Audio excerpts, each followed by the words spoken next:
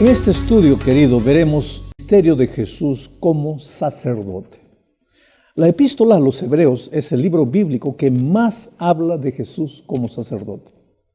Leamos, por ejemplo, lo que dice Hebreos 7, 26 y 27. Jesús es el sumo sacerdote que necesitábamos tener, santo, inocente, sin mancha, apartado de los pecadores y exaltado por encima de los cielos. No es como los otros sumos sacerdotes que diariamente tienen que ofrecer sacrificios, primero por sus propios pecados y luego por los del pueblo. Jesús hizo esto una sola vez y para siempre, cuando se ofreció a sí mismo. En este texto que acabo de leer, Jesús es presentado como nuestro sumo sacerdote, santo, inocente, sin mancha, apartado de los pecadores y exaltado por encima de los cielos. Pero el autor de la epístola a los Hebreos dice más. Él añade que Jesús es sacerdote según la orden de Melquisedec. Esta expresión es sacada del Salmo 110, versículo 4, que dice, escucha, voy a leer, Salmo 110, versículo 4, no el 5, sino el 4. Dice, el Señor lo ha prometido y no va a cambiar de parecer. Tú eres sacerdote para siempre, según el orden de Melquisedec. Interesante, Melquisedec, cuyo nombre significa rey de justicia. Él fue un rey de Salem, la ciudad que más tarde vendría a ser Jerusalén. Melquisedec, según el relato del Génesis, fue un sacerdote del Dios Altísimo. Ahora, la repentina aparición y desaparición de Melquisedec en el libro de Génesis es de alguna manera misteriosa. Melquisedec y Abraham se encontraron cuando Abraham estaba volviendo después de haber rescatado a su primo, a su sobrino Lot. En aquella ocasión Melquisedec ofreció pan y vino a Abraham y a sus fatigados hombres y le otorgó también una bendición en el nombre del Dios Altísimo. Y alabó a Dios por concederle a Abraham la victoria en la batalla para rescatar a su sobrino Lot.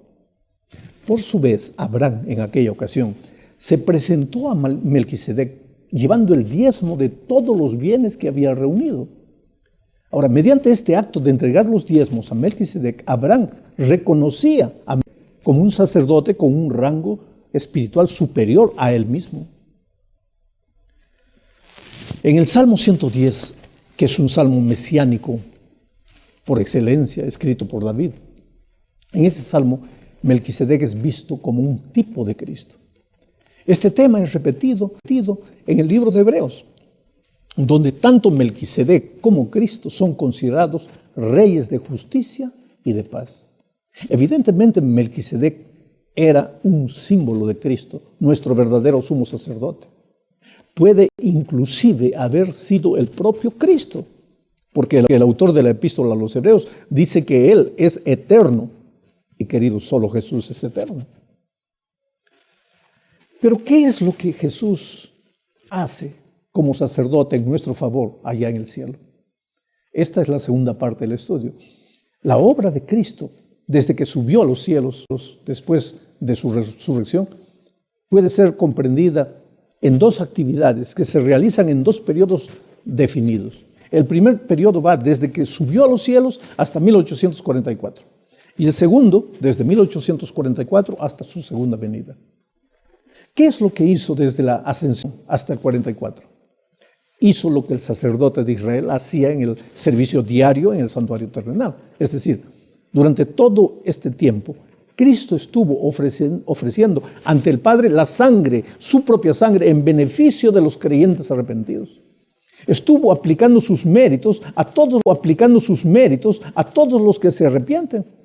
¿Para qué? Para perdonarles los pecados, para librarlos de sus culpas. El perdón se producía y se produce por los méritos del sacrificio de Cristo. Y la liberación del pecado se producía y se produce por la transferencia de los Cristo. Ahora, necesitamos entender que todo esto ocurre en el plano del individuo, del ser humano y de la práctica, pero no en el plano de Dios y del aspecto legal. En el plano divino todavía hay una obra que hacer, pues aunque la sangre de Cristo libra al pecador arrepentido de la condenación de la ley. El pecado está registrado en el santuario hasta la expiación final. Entonces, después de ascender al cielo, Cristo entró al lugar santísimo del santuario celestial para ser entronizado. Él mismo dijo en Apocalipsis 3:21 lo siguiente. Apocalipsis 3:21. Al que salga vencedor le concederé el derecho de sentarse a mi lado en mi trono, así como yo he vencido y me he sentado al lado de mi Padre en su trono. Mira, después de ser entronizado, de sentarse en su trono, el trabajo de Jesús fue sostener a su iglesia, enviar a su espíritu e interceder en favor de los pecadores. Ese trabajo de intercesión es maravilloso porque nos motiva a vivir sin miedo con relación a nuestra salvación. Porque si la salvación dependiese de nuestra conducta, estaríamos todos perdidos. Pero gracias a Dios, aunque pecamos, Cristo se ofreció en nuestro lugar. Y en el cielo hoy le dice al Padre: Padre, es verdad que este hijo pecó, pero se arrepintió y creyó en mi sacrificio. Y ahora yo te ruego que sus pecados les sean perdonados, porque yo voy a pagar yo pagué el precio por ellos. Es por eso, querido, que en Romanos 8:31 al 34, Pablo dice lo siguiente: ¿qué más podemos decir? Que si Dios está a nuestro favor, nadie podrá estar en contra de nosotros. El que no escatimó ni a su propio Hijo, sino que lo entregó por todos nosotros, ¿cómo no nos dará también con Él todas las cosas? ¿Quién acusará a los hijos de Dios? Dios es el que los justifica. ¿Quién es el que condenará? Cristo es el que murió, más aún el que también resucitó, el que además está a la derecha de Dios e intercede por nosotros. La lectura de este texto lleva nuestra imaginación a una corte donde estamos siendo juzgados. El acusador está listo a recordarnos todos nuestros pecados.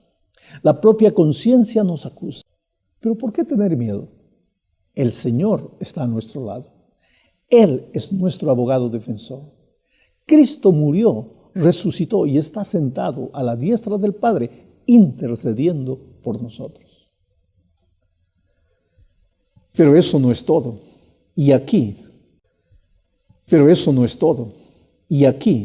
entramos a la tercera parte, presentando a Jesús como el sumo sacerdote, que además de ser nuestro intercesor, es también nuestro intermediario o mediador. Leamos lo que dice Primera a Timoteo capítulo 2, versículos 4 al 6. El cual quiere que todos los hombres sean salvos y lleguen a conocer la verdad, porque hay un solo Dios y un solo mediador entre Dios y los hombres, que es Jesucristo hombre, el cual se dio a sí mismo en rescate por todos, de lo cual se dio testimonio. Jesús quiere que todos los hombres sean salvos. No es el ser humano que desea salvarse. Pablo dice, Jesús quiere que todos los hombres sean salvos. Oh querido, el hombre por naturaleza solo quiere destruirse. Es Jesús el que desea salvarlo y por eso se coloca como su mediador. ¿Sabes? Un mediador es aquel que trata de arbitrar un arreglo entre dos partes que están separadas. En este contexto me impresionan las palabras de Pablo al decir, hay un solo Dios y un solo mediador entre Dios y los hombres, que es Jesucristo hombre. El mediador es Jesucristo hombre. Con su naturaleza humana toma la mano de los seres humanos caídos y con su naturaleza divina toma la mano del Padre para unirlos de nuevo. El pecado ha hecho separación entre Dios y los hombres. Ha abierto una brecha irreparable desde el punto de vista humano. No hay salida, pero Cristo es el puente que supera el abismo de separación. Cristo es Dios hombre, el perfecto mediador. ¿Cómo podría un simple ser creado, por más bueno que haya sido, hacer el trabajo de mediador o de intercesor? No podría. Por eso ningún santo, ningún hombre, por más que haya vivido una vida linda y comunión con Cristo, puede interceder por nosotros. Ningún hombre, ninguna mujer, ningún ser humano, solo Cristo. Ahora veamos a Jesús como nuestro sumo sacerdote en su función sacerdotal. 7. Por eso le era necesario ser semejante a sus hermanos en todo, para que llegara a ser un sumo sacerdote misericordioso y fiel en lo que a Dios se refiere y expiara los pecados del pueblo. Hay 3 expresiones que merecen ser analizadas en este texto que acabo de leer. La primera es, era necesario ser semejante a sus hermanos en todo. La segunda, un sumo sacerdote misericordioso y fiel. Y la tercera, expiar los pecados del pueblo. Querido, Jesús no vino a salvar ángeles, sino seres humanos pecadores. Por eso era necesario ser semejante a sus hermanos en todo. Para entender mejor este asunto, debemos explicar lo que era un sacerdote en el tiempo de Israel. El sacerdote era un mediador entre Dios y el pueblo. Su función era también la de ofrecer sacrificios y orar en favor del pueblo. La diferencia de los sacerdotes de esta tierra con Jesús es que Jesús no es solo sacerdote. Antes de ser nuestro sacerdote, Él es nuestro sacrificio. Los corderos que el pueblo de Israel sacrificaba eran apenas símbolos del verdadero Cordero de Dios que quita el pecado del mundo. Pero Jesús es también nuestro sacerdote en el sentido de que Él hace la intercesión, la intermediación. Él es el que presentará el sacrificio en favor del pueblo. Él intercede por nosotros. Naturalmente para esto, Jesús necesitaba identificarse por completo con el ser humano y fue por eso que se hizo hombre. Sin dejar de ser Dios. Completamente hombre, pero completamente Dios. Completamente hombre, pero sin pecado. Tentado en todo, pero victorioso. Ahora, este aspecto de la humanidad de Jesús es fascinante y alentador, porque no nos deja argumento para decir que Él no nos entiende. Quiere decir, Dios como Dios ya tendría condiciones de entendernos, pero el ser humano podría argumentar que no. Entonces, para no dejar más lugar a dudas, el Señor se hizo hombre y fue tentado podría decir que Jesús no le entiende. Sin embargo, aunque Jesús es semejante a nosotros, es superior a nosotros, porque es Dios. Solo así podría ser mediador entre Dios y los hombres. La segunda expresión que vamos a comentar es un sumo sacerdote misericordioso y fiel. Sabe, querido, la fidelidad y la misericordia se funden de manera maravillosa en la persona y en el ministerio sacerdotal de Cristo. Todo el proceso de la salvación está basado en su misericordia. ¿Qué hubiera sido de nosotros si Él no nos hubiera amado?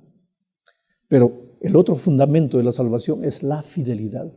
Fidelidad a su promesa y fidelidad a sus principios. Aquí se encuentran la gracia y la ley de una manera asombrosa.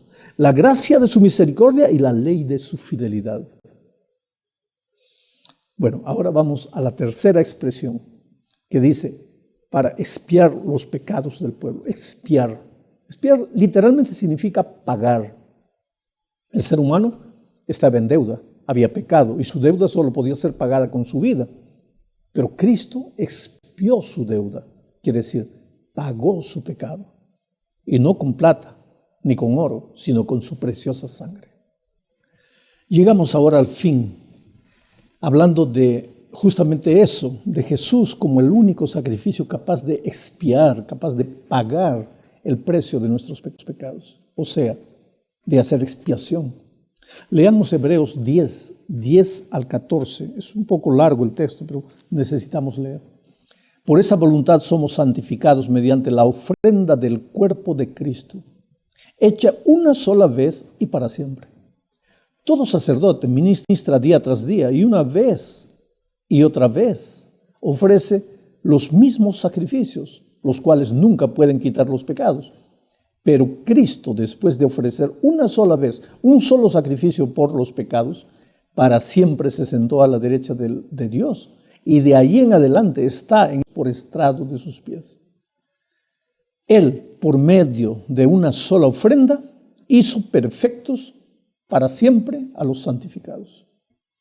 Oh, querido, pensemos un poco en lo que Pablo está diciendo. Todos nosotros estábamos perdidos. Nadie era santo ni justo. Todos merecíamos morir porque la paga del pecado es la muerte. Pero Jesús nos hizo santos. ¿Cómo? A través de su muerte. Si el hombre había pecado, alguien tenía que morir en su lugar, ya que el ser humano no quería morir. Ese alguien fue Jesús. Los animales que eran sacrificados en Israel no eran la solución. Ellos solo apuntaban hacia la verdadera solución, que es Jesús. Por eso el texto que leí dice: todo sacerdote ministra día tras día y una y otra vez ofrece los mismos sacrificios, los cuales nunca pueden quitar los pecados.